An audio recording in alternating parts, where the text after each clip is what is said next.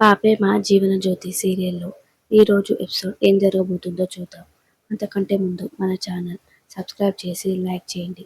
జీవన అలేఖ్య దగ్గరికి వచ్చి బావగారిని బాగానే లైన్లో పెట్టినట్టున్నావు అలేఖ్య అని అంటుంటే అప్పుడు అలేఖ్య, ఏంటి వాడు వచ్చాడు, భోజనం పెట్టాడు, వెళ్ళిపోయాడు, నన్ను ఒక గెస్ట్ లానే ట్రీట్ చేశాడు తప్ప నన్ను లవర్ లాగా ట్రీట్ చేయలేదు, నాతో భోజనం కూడా చేయలేదు అని అంటుంటే జరిగిందంతో కొన్నిసార్లు పాజిటివ్ కూడా వెతకాలి. ఇందులో పాజిటివ్ ఏముంది జీవన అని అలేఖ్య అంటుంటే, మరి నువ్వు బావగారు వచ్చారు. నీతో పాటే కలిసి కూర్చున్నారు. నీకు భోజనం పెట్టాడు. ఇందులో పాజిటివ్ కదా ఉంది. ఇంత జరిగినా సరే నీకు సింపతి ఇస్తున్నాడంటే నువ్వు ఇంకా పాజిటివ్గానే చూడాలి. నువ్వు ఆ యాంగిల్లో కూడా ఆలోచించాలి. బావగారు నీపై బాగానే సింపతి చూపిస్తున్నారు. ఈ సింపతిని నువ్వు ప్రేమగా మార్చుకోవాలి అని అంటుంటే అప్పుడు అలేఖ్య, నువ్వు చెప్పింది నిజమే జీవన, కానీ నేను ఆదిత్యతో ఫ్రీగా ఉండలేకపోతున్నా అని అంటుంటే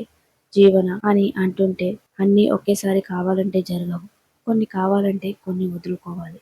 నీకు ఆకలి తీరింది కదా, మరి ఆకలి తీర్చే సంగతి నేను చూసుకుంటానులే.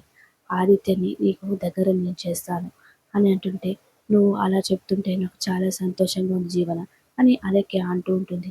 ఇలానే నువ్వు కాన్ఫిడెన్స్గా ఉండు. బావగారికి నీకు దగ్గర చేస్తాను. మీ ఇద్దరిని నేను కలుపుతాను అనేసరికి ఇక అలేఖ్య ఆనందపడుతూ ఉంటుంది. ఇక ఇక్కడ శ్రీను అలానే శివుని బొమ్మని గీస్తూ ఉంటాడు కోపంగా. ఏంటి బుడగల స్వామి, వీడేంది ఇంత కోపంగా ఉన్నాడు అనుకుంటున్నావా? మరి ఏం చేయాలి? నేను చిలకమ్మ మెడలో తాళి కట్టాను. ఎవరి కోసం కట్టాను? అమ్మాడి కోసం కట్టాను. కానీ అక్కడ ఏం జరిగింది? అమ్మాడి ఏడుస్తుంది. ఇక్కడ నేను ఎవరికి మొక్క చూపించకుండా ఉండిపోయాను. అమ్మాడి కోసం ఇలా చేస్తే అమ్మాడి ఏడుస్తుంది. ఇక్కడ నేను ఎటు కాకుండా పోయాను. ఇప్పుడు నాతో ఎవరు మాట్లాడడం లేదు. అక్కడ చిలకమ్మ ఆ ఇంట్లోనే ఉంది. నేను దేనికోసం చేశాను? చిలకమ్మకి పెళ్లి చేసుకుంటే చిలకమ్మ ఆ ఆదిత్య బాబు నడిమిట్లా ఉండకుండా నాతో పాటు వస్తుందని, ఆ ఆదిత్య బాబుకు దూరం అవుతుందే కన్నా ఇలా చేశాను. కానీ నువ్వేం చేశావు? నీ ఆజ్ఞ లేనిదే చీమైన కుట్టదు అంటారు కదా, మరి నీ ఆజ్ఞ లేనిదే ఇది జరిగిందా? గుడిలో అందరికీ పూజ జరిపిస్తే పెళ్ళి గట్టిగా ఉంటుందన్నారు కదా, మరి ఈ పెళ్ళి ఏంటి ఇలా ఉంది? నేను చిలకమ్మ మెడలో తాళి కడితే ఆ తాళి తీసి నా మొక్కన కొట్టేది.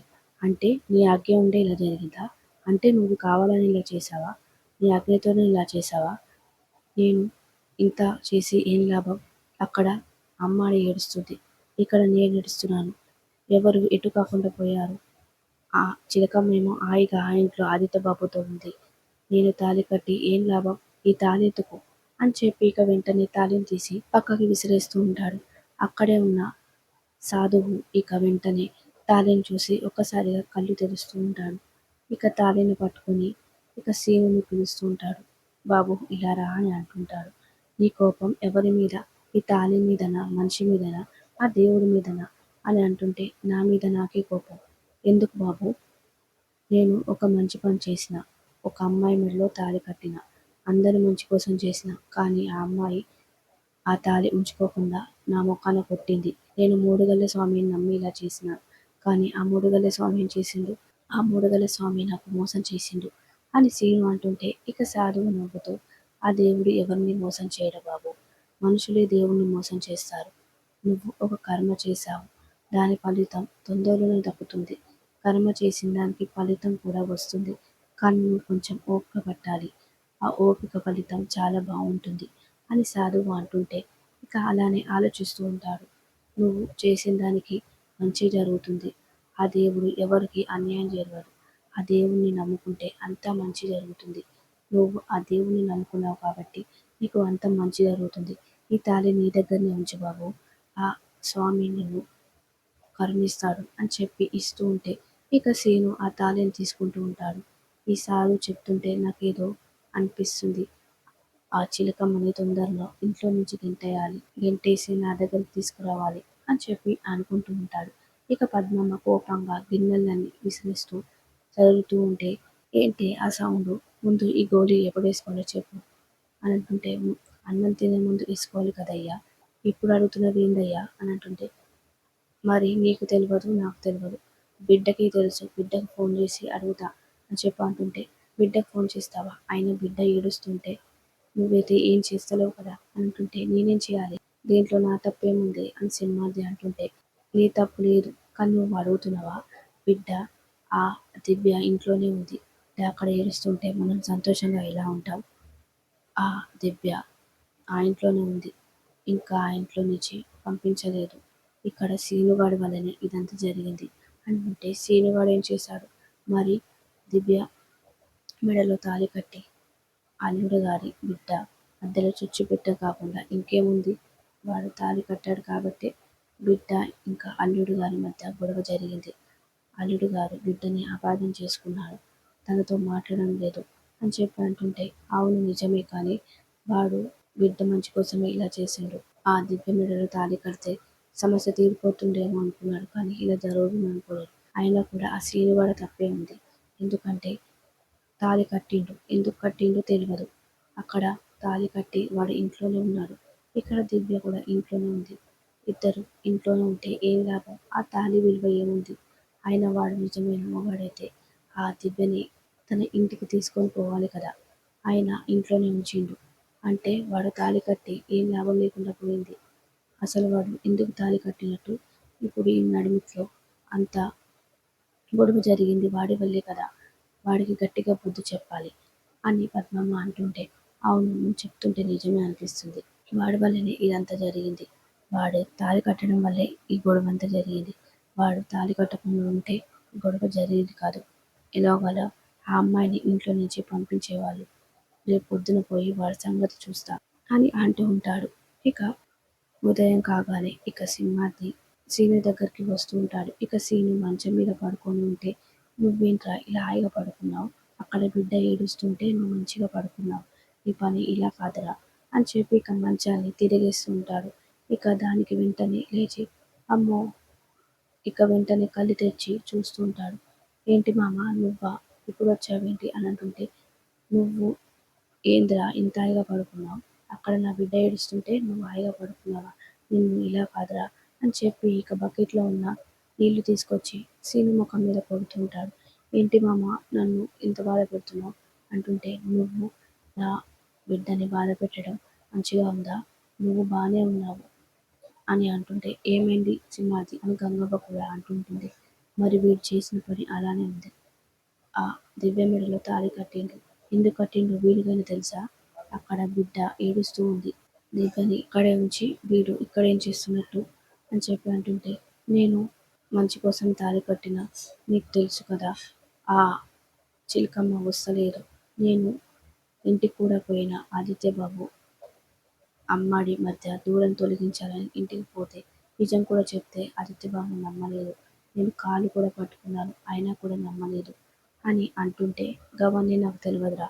నువ్వైతే దివ్యని ఇంటికి తీసుకొని రా. నీ పెళ్ళామయింది కదా! ఇప్పుడు నీ పెళ్ళాన్ని నువ్వే కదా చూసుకోవాలి. అయినా ఆ ఇంట్లో ఉంటే ఏం లాభం? నువ్వు తాళి కట్టి ఏం లాభం రా? నువ్వు నిజమైన మొగాడివైతే ఆ దివ్యని ఇంటికి తీసుకొని రా అని అంటుంటే, ఏందు సింహాద్రి నువ్వు గట్ల మాట్లాడుతున్నావు? ఆ అమ్మాయి రాదు కదా అంటుంటే, మరెందుకు వీడు తాళి కట్టిండు? ఆ! అట్లా పేరుకి తాళి కట్టిండా? నువ్వు చేతగానోడురా. నీ అంత చేతగానోడు బస్సినోడిని నేను చూడలేదు అని సింహాద్రి కోపంగా అంటుంటే, కోపంగా సీన్ చూస్తూ ఉంటాడు. నువ్వేం చేస్తావో నాకు తెలియదు. బిడ్డ సంతోషంగా ఉండాలి. ఆ దివ్య నీ ఇంటికి తీసుకొని రావాలి. నీకు చేత కాకుండా చెప్పు. నేను పనిలో దిగుతాను అని చెప్పి ఇక వెళ్తూ ఉంటే కోపంగా సీను వెంటనే షర్ట్ తీసుకొని వేసుకుంటూ ఉంటాడు. ఏంట్రా నువ్వు ఎక్కడికి వెళ్తున్నావు? సింహాద్రి ఏదో బిడ్డ మీద ప్రేమతో ఇలా మాట్లాడిండు అని అంటుంటే, లేదమ్మా నేను ఆ చిలకమ్మ తీసుకొని వస్తా. ఇప్పుడు ఆ చిలకమ్మ నా పెళ్ళాము. నేను ఊరికే వదిలిపెట్టాను. నేను బండ సీనుగా పోతున్నాను అని చెప్పి వెళ్తూ ఉంటాడు. కాసుకోవే చిలకమ్మ నేను వస్తున్నాను అని చెప్పి వస్తూ ఉంటాడు. ఇక అలేఖ్య ఫోన్ చూసుకుంటుంటే ఇక కోపంగా సీను వచ్చి ఇక అలేఖ్య చేయి పట్టుకుంటూ ఉంటాడు.